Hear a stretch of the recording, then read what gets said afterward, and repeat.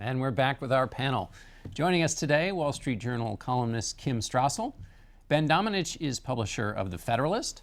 Ezra Klein is the editor of Vox.com. And Ed O'Keefe covers politics for The Washington Post. Kim, I want to start with you. Finally, some voting is going to happen. Finally. What are we going to learn? So I think the million-dollar question, or maybe you should say the billion-dollar question because it's Donald Trump, is what Major was talking about. Does he have an operation out there? Are the people who are lining up for 5 hours to get tickets, are they devoted celebrity watchers or are they devoted caucus goers? And I think it's particularly interesting because we had some numbers out this week where people were asked, has a campaign contacted you, and who were you contacted by? A lot of people said that they've been contacted by the Cruz campaign, even by the Bush campaign, by the Rubio campaign. Not so many people said that Trump had reached out to them. They're all reaching out to him, though. Yeah, they are.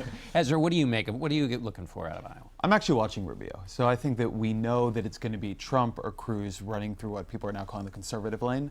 I think we're not exactly sure what's going to happen with the more establishment Republicans. I think for a long time now the conventional wisdom has been that at some point Rubio is going to break out of the pack. And so now there's this feeling that he's surging a little bit at the end in Iowa, that as it was said before, maybe gets up to 17, 18%.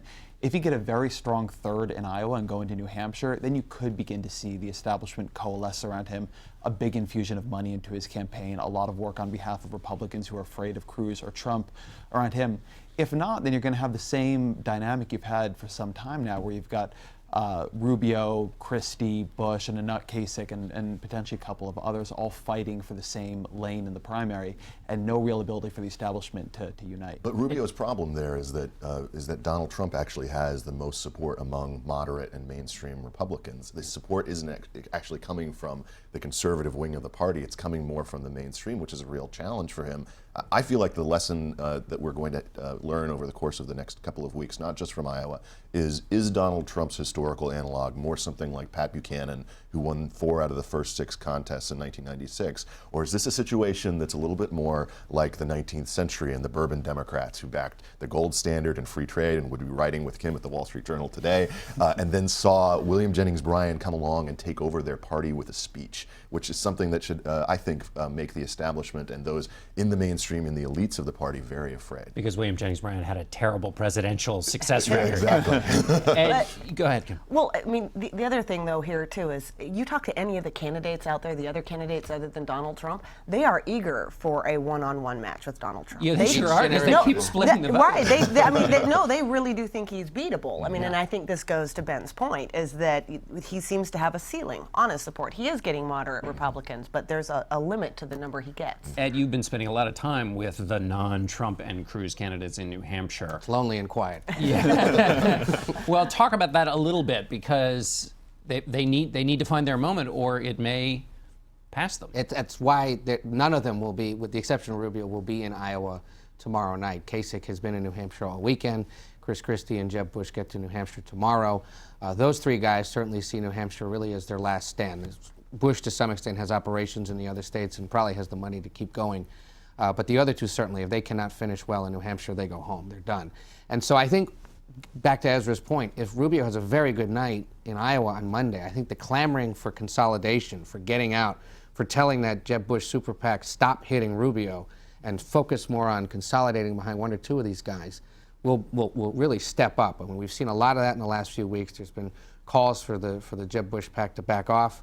Their argument is it's working because it's keeping Rubio down. It's keeping him down in Iowa. It's keeping him down in New Hampshire as Jeb Bush starts to creep up with about 10 days to go. Ezra, what do you make of, Ann Selzer mentioned that of those voters who think the system is rigged, Donald Trump, the wealthiest person running, is getting the most of that vote on the Republican side. Why do you think that is? I think this is genuinely core to his appeal. So if you watched Trump's counter rally, as I did for my sins, he had this great line in the middle of it. And you can go back and look at the transcript and find it. And he says, I am really greedy. I am a really greedy person. I've been greedy all my life, and now I want to be greedy on behalf of America.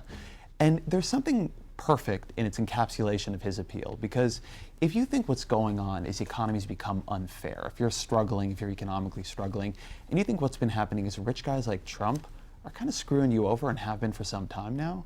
And now here comes one of those rich guys with all those powers and all that capacity to rig the economy in their favor, and he's promising to rig it in your favor. That, I think, it's a kind of stunning indictment of people's belief about what's going on in the economy right now, right? That they think that what they need is someone to rig it in their favor. But two, I think it's very, very significant as part of his appeal. And it's an appeal he understands about himself, which is one reason he's such a strong candidate. Having been there myself, I was in the rafters, and what was stunning is talking to veterans who were at the event beforehand. I said, isn't he taking advantage of you guys? And he said, they all do. Every politician takes advantage of veterans. But this guy's actually putting money behind it. And all these other guys, when we asked them to spend money in Washington on our behalf to help the VA hospitals and whatnot, they drag their feet, they don't do it. This guy's going to raise money. And if you look, $6 million he says raised, most of it from his friends in New York and Las Vegas that night. But there are 22 organizations across the country who are going to get this money, apparently. They're very small. They're in Iowa. They're in Massachusetts. They're all over.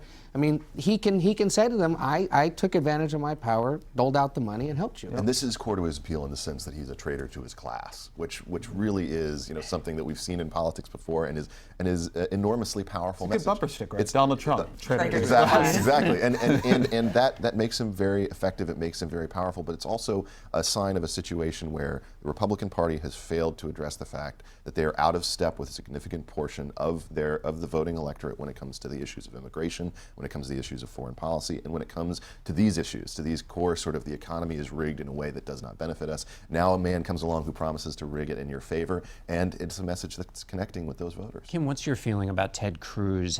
If he doesn't win Iowa, is that a fatal blow for him? Where's his place in this? I think the stakes for both Donald Trump and Ted Cruz are incredibly high because they have staked so much on Iowa.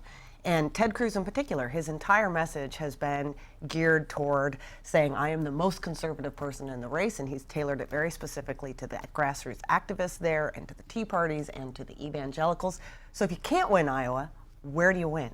And that's going to be the big blow to him if he doesn't come out on top going into New Hampshire. And no one wants to go into New Hampshire with negative momentum. Yeah. So to that point, though, I think it's an interesting question about Trump. You were asking him a variant of this, but his entire campaign is based on this idea that he's a winner. He brags about it on the stump. Everything is about his high poll numbers, how he's doing well around everyone. And of something I'm really fascinated to watch with him, if he loses an early primary like Iowa, does it collapse in on itself? Does the fact that he is manifestly now not a winner, that he got beaten by Ted Cruz, how much does that actually hurt the very fundamentals of his appeal? And also, how does he react to that? Because you can react very badly to a loss. He does not like to lose. No, in the ways that make the next loss much more likely. That may be a fact too hard to get around.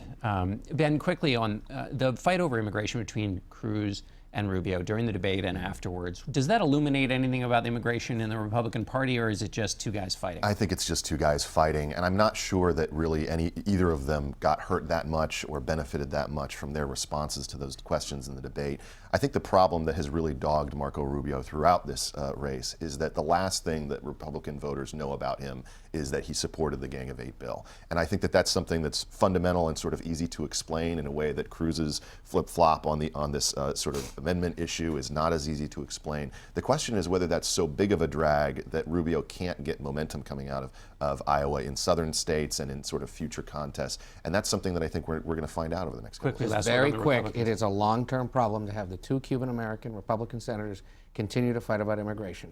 Hispanics are listening, Democrats are listening. If one of them emerges, it'll be a huge problem for them.